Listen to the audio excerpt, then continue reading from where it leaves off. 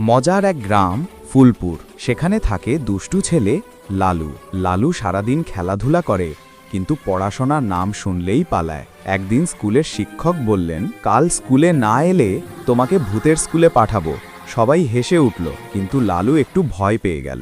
রাতে লালু ঘুমাতে যাচ্ছিল, তখন হঠাৎ জানলার বাইরে ঠাস ঠাস শব্দ। টর্চ জ্বালাতেই দেখে পুরনো স্কুলের দিকে আলো জ্বলছে।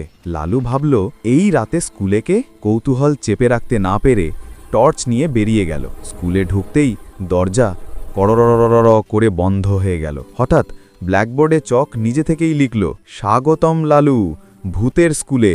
লালু হাঁ হয়ে তাকিয়ে রইল। একটা ফ্যাকাশে আলোয় দেখা গেল এক ভূত, মোটা গোঁফ, মাথায় টুপি, হাতে কাঠের স্কেল। ভূত বলল, আমি ভূত মাস্টার, এখানে যারা পড়াশোনা করে না তাদের পড়াতে আসি। লালু চেঁচিয়ে উঠল, আমাকে পড়তে দিও না। ভূত মাস্টার হেসে বলল, তাহলে একটা প্রশ্নের উত্তর দে, পৃথিবীতে সূর্য ওঠে কোন দিক থেকে?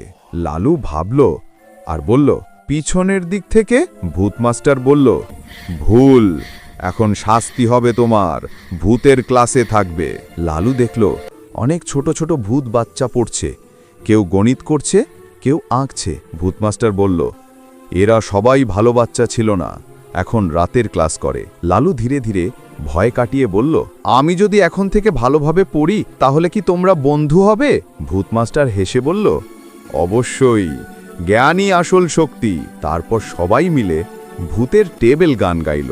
1 2 3 4, ভূতেরাও পড়ে বারংবার। পরদিন সকালে লালু ঘুম থেকে উঠে দেখে তার টেবিলে একটা চক, তাতে লেখা, ভালো করে পড়ো, আমরা আছি পাশে। সে দৌড়ে স্কুলে গিয়ে স্যারকে বলল, স্যার, আমি এখন থেকে প্রতিদিন পড়ব। স্যার অবাক, কেন রে হঠাৎ? লালু হেসে বলল, ভূত মাস্টার শিখিয়েছে, না পড়লে সত্যি ভূতের স্কুলে যেতে হয়।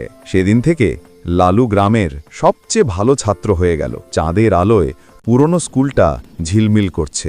একটা কণ্ঠ শোনা যায়, ভালো বাচ্চারা কখনো ভূতের স্কুলে যায় না। গল্পটা ভালো লাগলে লাইক করো আর সাবস্ক্রাইব করে রেখো। আগামী পর্বে দেখা হবে ভূতনাথ দাদুর নতুন ক্লাসে।